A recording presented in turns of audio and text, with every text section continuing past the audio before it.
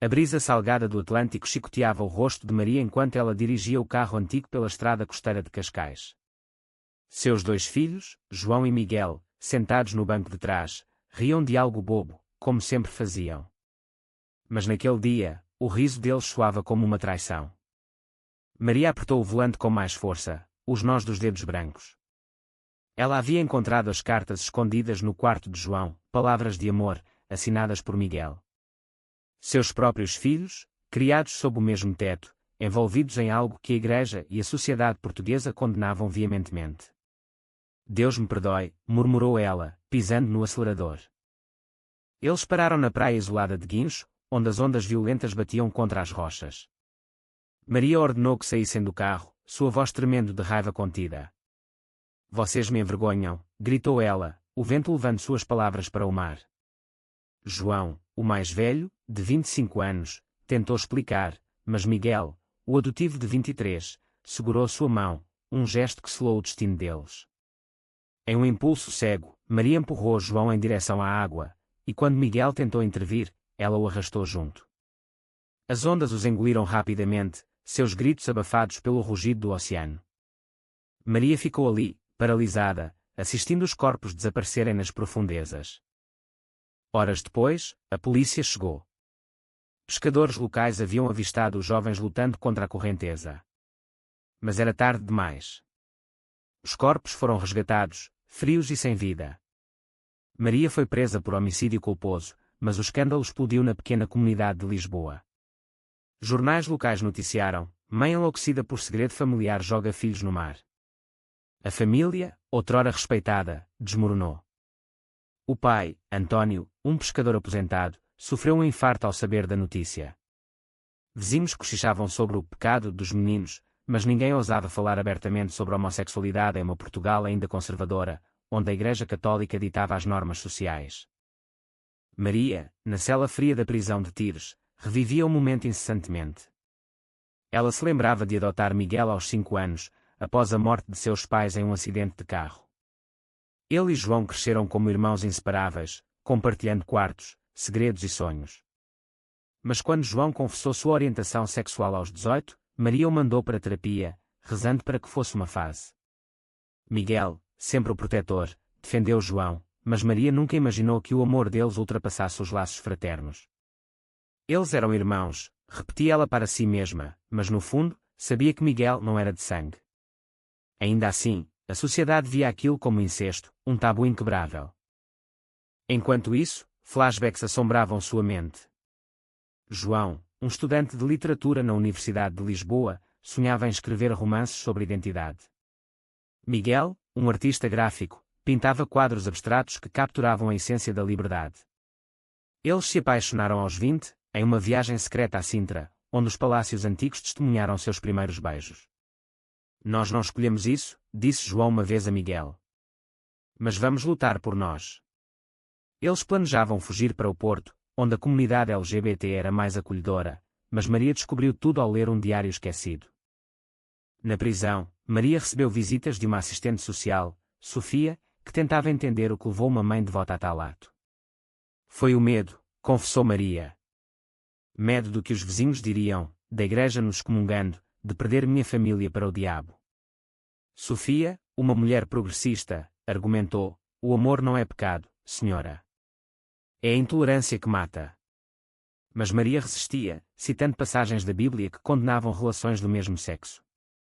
O conflito interno a consumia, ela amava seus filhos, mas a doutrina a cegava. Dias se transformaram em semanas. O julgamento se aproximava, e a mídia transformou o caso em um debate nacional sobre direitos LGBT em Portugal. Ativistas marcharam em Lisboa, carregando cartazes com fotos de João e Miguel. Amor não é crime, gritavam eles. António, recuperado do infarto, testemunhou contra a esposa, revelando anos de discussões sobre a rigidez dela. Ela sempre priorizou a aparência sobre a felicidade, disse ele, lágrimas nos olhos. Maria, sozinha em sua cela, começou a questionar tudo. Uma carta anônima chegou: seus filhos te perdoariam. E você? Era de um amigo de João, que descrevia como os dois viviam em segredo, sofrendo com a pressão social. Pela primeira vez, Maria sentiu o peso de suas escolhas. O mar, que engolira seus filhos, agora simbolizava o abismo de sua própria alma. O tribunal de Sintra estava lotado. Jornalistas de todo o país, incluindo do Público e do Expresso, aguardavam o verdito. Maria, algemada, sentou-se no banco dos réus, seu rosto envelhecido pela culpa. O promotor pintou-a como uma fanática religiosa, impulsionada por preconceitos arcaicos. Em uma Portugal moderna, pós-revolução dos escravos, ainda há espaço para tal ódio, questionou ele. A defesa argumentou a insanidade temporária, citando o choque cultural em uma sociedade onde o casamento gay era legal desde 2010, mas o conservadorismo rural persistia. Testemunhas depuseram. Um pescador que resgatou os corpos descreveu a cena: eles estavam abraçados, mesmo na morte. Isso inflamou o público. Ativistas LGBT, como membros da ILGA Portugal, protestavam do lado de fora, exigindo justiça não só para Maria, mas para todas as vítimas de homofobia. Dentro, António falou sobre o lar quebrado. João e Miguel eram felizes juntos. Eu suspeitava, mas fingia não ver, por covardia. Flashbacks revelavam a infância dos meninos. Em Alfama, o bairro histórico de Lisboa, eles brincavam nas ruas estreitas, sonhando com o futuro. João, sensível e poético, lia Camões em voz alta. Miguel, criativo, desenhava fados imaginários. Quando adolescentes, a atração surgiu sutilmente, toques acidentais, olhares prolongados.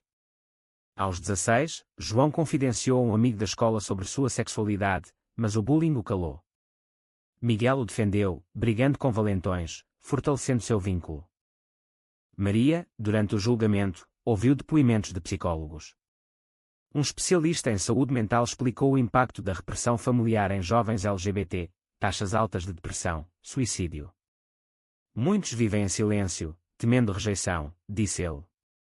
Maria lembrou de noites em que ouvia João chorar, atribuindo à fase. Ela ignorara sinais, priorizando missas e festas religiosas. Uma reviravolta veio com uma testemunha surpresa, uma tia distante, Isabel, que revelou que Miguel não era apenas adotivo, ele era filho de um affaire de António. Não é incesto de sangue? Gritou ela, chocando a corte. Maria desabou, percebendo que sua raiva era infundada. Mas o dano estava feito. O juiz condenou-a a 15 anos, mas com possibilidade de condicional por bom comportamento. Na prisão, Maria começou terapia em grupo com outras mães que cometeram erros semelhantes. Uma delas, Ana, contara como expulsara o filho gay de casa, só para perdê-lo para as ruas de Porto. O arrependimento é pior que a cadeia, disse Ana. Maria, tocada, escreveu uma carta para o túmulo dos filhos: perdoem-me por não amar o suficiente. Enquanto isso, o caso inspirou mudanças. Uma petição online coletou milhares de assinaturas para mais educação sobre diversidade nas escolas portuguesas. Em Lisboa, um memorial foi erguido na Praia de Guincho, com placas homenageando vítimas de homofobia. António, agora ativista, falava em eventos, compartilhando a história para prevenir tragédias. Maria, em suas sessões de terapia, confrontava seu passado. Ela se lembrava de uma viagem familiar a Fátima, onde rezara por normalidade. Agora, via que a normalidade era uma ilusão imposta pela sociedade. O conflito interno a dilacerava. Era ela a vilã, ou vítima de uma cultura rígida. Meses após a sentença, Maria recebeu uma visita inesperada: Pedro, o melhor amigo de João e Miguel. Ele trouxe fotos antigas, mostrando os dois em momentos felizes, dançando fada em uma tasca, passeando pelos jardins do Palácio de Pena. Eles te amavam, apesar de tudo, disse Pedro. Maria chorou, tocando as imagens como se pudesse trazê-los de volta. Pedro revelou que João planejava publicar um livro sobre sua jornada como gay em Portugal conservador. A conversa despertou memórias. João, em sua universidade, participava de grupos de apoio LGBT, mas em casa, fingia heterossexualidade. Miguel, trabalhando em uma agência de design em Lisboa, criava campanhas pró-diversidade em segredo. Eles viviam uma dupla vida, temendo a reação de Maria. Uma noite, discutiram fuga: vamos para Berlim, onde ninguém nos julga, sugeriu Miguel. Mas o amor pela família os reteve. Na prisão, Maria leu livros sobre psicologia e direitos humanos, enviados por Sofia. O amor é amor, repetia um capítulo. Ela questionava sua fé, a Igreja, que pregava compaixão, porque condenava. Um padre progressista a visitou, citando o Papa Francisco: "Quem sou eu para julgar?" Maria lutava com isso, seu mundo abalado. Fora, a sociedade reagia. Programas de TV como na RTP debatiam o caso, com especialistas discutindo a homofobia internalizada. Ativistas usavam a história para pressionar por leis mais fortes contra a discriminação. Em uma marcha do orgulho em Lisboa, fotos de João e Miguel foram carregadas, simbolizando mártires modernos. António, reconstruindo a vida, adotou um cão que os filhos amavam. Ele visitava o memorial semanalmente, conversando com estranhos sobre tolerância. Uma vez, encontrou um jovem gay expulso de casa, e o ajudou, honrando a memória dos filhos. Maria, em uma sessão de terapia, admitiu: "Eu os matei por medo do que os outros pensariam." O terapeuta a desafiou: "E se você tivesse aceitado? Que família teríamos?" Isso a fez refletir sobre escolhas alternativas. Ela imaginava um mundo onde apoiava os filhos, participando de seu casamento. Uma traição veio à tona. Uma vizinha confessou ter espalhado rumores sobre os meninos anos antes, alimentando a paranoia de Maria. "Eu invejava sua família perfeita", disse ela. Maria sentiu raiva, mas também pena, todos vítimas de uma sociedade judimental. O alto-trão se aproximava. Rumores de um apelo judicial circulavam, baseado em novas evidências de estresse pós-traumático de Maria. Mas ela hesitava, merecia liberdade. Um ano na prisão transformou Maria. Ela se voluntariou para programas de reabilitação, ajudando outras presas com histórias semelhantes. Uma, Rita, matara o parceiro abusivo após descobrir sua infidelidade com um homem. "O ciúme nos cega", compartilhavam elas. Maria via paralelos, seu ciúme pela normalidade destruíra tudo. Flashbacks mostravam o último dia. Na praia, antes do empurrão, João suplicou: "Mãe, nós nos amamos. Isso não muda quem somos." Miguel acrescentou: "Somos sua família." Mas Maria, surda pela fúria, agiu. Agora, ela se perguntava: e se tivesse escutado? Pedro retornou, trazendo o manuscrito inacabado de João, Sombras do Tejo, um romance sobre amor proibido em Portugal. Maria leu avidamente, chorando com as descrições poéticas. "Ele capturou nossa dor", pensou ela. Inspirada, começou a escrever suas memórias, um diário de redenção. A sociedade evoluía. Em 2025, uma lei nova obrigava a educação sobre diversidade nas escolas, citando casos como o dela. Ativistas acreditavam a tragédia por acelerar mudanças. Em Faro, no Algarve, comunidades rurais iniciavam diálogos sobre aceitação. António encontrou amor novamente, com uma viúva compreensiva. Mas ele carregava culpa: "Eu deveria ter intervindo." Ele fundou uma ONG para famílias de jovens LGBT, oferecendo suporte. Na prisão, Maria enfrentou uma crise. Uma presidiária homofóbica a confrontou, chamando-a de heroína. Maria rebateu: "Eu sou uma assassina. O ódio é o verdadeiro crime." Isso marcou sua transformação, de perpetradora a advogada contra preconceito. Uma decisão crucial veio: o tribunal concedeu apelo, reduzindo a sentença para 8 anos com condicional. Mas Maria recusou, querendo pagar integralmente. "Preciso de tempo para me perdoar", disse ela. Pedro revelou um segredo: João e Miguel haviam gravado uma mensagem de vídeo, caso algo acontecesse. Nela, eles perdoavam a mãe antecipadamente.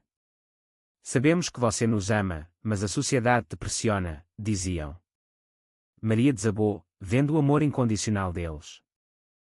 O conflito moral intensificava: era certo punir-se eternamente, ou viver para mudar o mundo? Com a condicional aprovada apesar de sua resistência, Maria saiu da prisão em uma manhã chuvosa de Lisboa. O mundo parecia diferente, mais colorido, com bandeiras arco-íris em alguns prédios.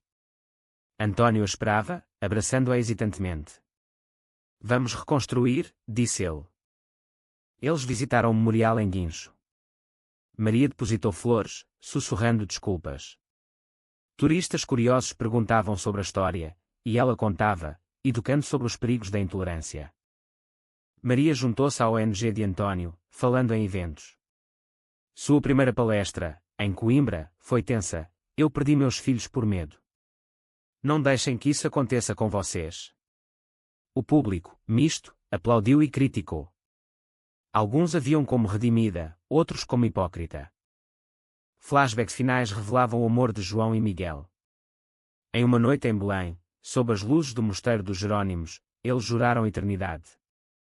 Contra o mundo, se preciso, disse Miguel. Eles planejavam adotar, sonhando com uma família própria. Maria enfrentou backlash, cartas de ódio de conservadores, mas também de apoio de mães arrependidas. Uma, de Braga, escreveu: sua história me fez aceitar meu filho. Isso a motivava. Uma traição final. Descobriu que António sabia do relacionamento há anos, mas silenciara por medo. Eu te traí por omissão, confessou ele. Eles confrontaram, mas perdoaram, fortalecendo seu laço. Maria viajou para o Porto, visitando comunidades LGBT. Lá, conheceu casais como seus filhos, vivendo abertamente. Invejava sua liberdade, lamentando o que roubara. Em uma terapia final, o psicólogo perguntou: você se perdoou? Maria hesitou: estou tentando. O clímax, em uma marcha do orgulho, Maria carregou uma faixa com fotos dos filhos. Gritou: pelo amor deles! A multidão a aplaudiu, mas internamente, ela questionava se merecia. Anos se passaram. Maria, agora avó adotiva através da ONG, ajudava jovens rejeitados. Ela publicou seu diário, Ondas de Arrependimento, um best-seller que inspirou debates nacionais. Críticos elogiavam sua honestidade, enquanto detratores a acusavam de lucrar com a tragédia. António e ela se reconciliaram plenamente, viajando por Portugal, espalhando mensagens de aceitação. Em Évora, em uma igreja romana, rezaram por paz. Mas o passado assombrava. Sonhos com o mar a acordavam, vendo João e Miguel acenando. Nós te perdoamos, diziam. Acordada, ela trabalhava mais. A sociedade mudara, mais leis protetoras, menos preconceito. Mas em áreas rurais, o conservadorismo persistia. Maria lutava ali, enfrentando opositores. Em um evento em Faro, um jovem se aproximou: sua história salvou minha vida. Eu era como seus filhos. Lágrimas fluíram, redenção tangível. No fim, Maria refletia na praia de Guincho, o sol se pondo. Ela pagara o preço: perda, prisão, culpa eterna. Mas ganhara propósito. Foi certo uma mãe, cega pelo preconceito, destruir sua família em nome da moral. Ou a verdadeira moral está em aceitar o amor em todas as formas.